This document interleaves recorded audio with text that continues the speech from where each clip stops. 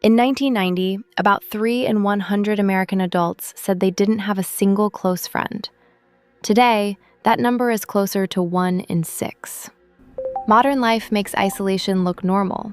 You can work, eat, scroll, laugh at memes, reply to messages, and still go days without the kind of contact your nervous system actually understands. The brain adapts quietly, then the body starts showing the cost. So here's what we're doing today. I'm walking you through what isolation actually does to your brain, hour by hour, week by week. It starts small: a headache, weird sleep, feeling a little off. Then it can end somewhere a lot darker than most people realize. And keep watching to the end, because there's a simple reason some people bounce back from this fast and others don't. Cut someone off from real contact, and the first thing that happens is chemical. Your adrenal glands start releasing cortisol, your stress hormone, into your blood. In small doses, that's fine. It helps you get through a stressful day. But normally, other people help bring your body back down. A face, a voice, someone saying, "You're okay."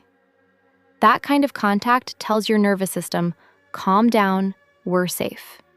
Take that away for long enough, and the stress response can stay switched on. That is only the opening scene. What your brain does next is the part almost nobody talks about. Deep in your brain sits the amygdala. Think of it as your alarm system. Normally, people help keep that alarm calibrated.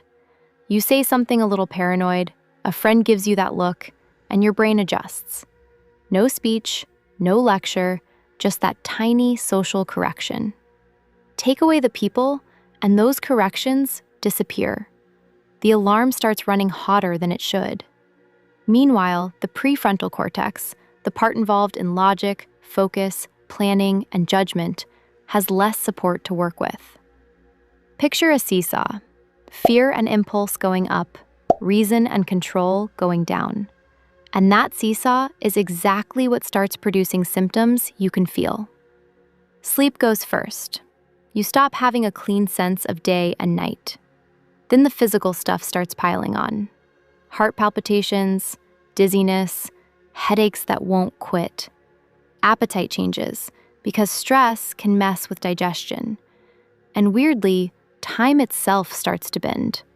Days blur together. You look up and you're not sure how a whole week disappeared. This is the point where most people assume it stops. It doesn't. Leave that imbalance running for months instead of days, and it can stop feeling like temporary stress. It starts feeling like your normal state. Anger gets easier to trigger.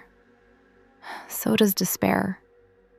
At the far end, some people can even start hearing or seeing things, because a starved brain may begin manufacturing stimulation just to have something to respond to. And you don't have to be locked away somewhere for a version of this to apply. Working from home, texting instead of calling, scrolling instead of sitting across from someone, being available all day and still barely being with anyone. None of that fully registers to your brain as real contact.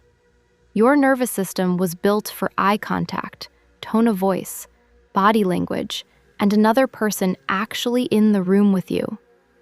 A group chat can quiet the alarm a little. It can't replace the whole thing. So if all of this can quietly affect people who think they're just a little busy, a little tired, or simply used to being alone, what actually fixes it? Here's how seriously your body takes this. The U.S. Surgeon General's advisory says lacking social connection can increase the risk of premature death as much as smoking up to 15 cigarettes a day. Your body does not file human contact under nice to have. It treats connection like something important to survival. And the good news is, the reversal can start small too. Real connection can begin calming that overactive alarm system again. A phone call, a real conversation, 15 minutes of someone's full attention, a moment where your body finally feels like it is not carrying everything alone.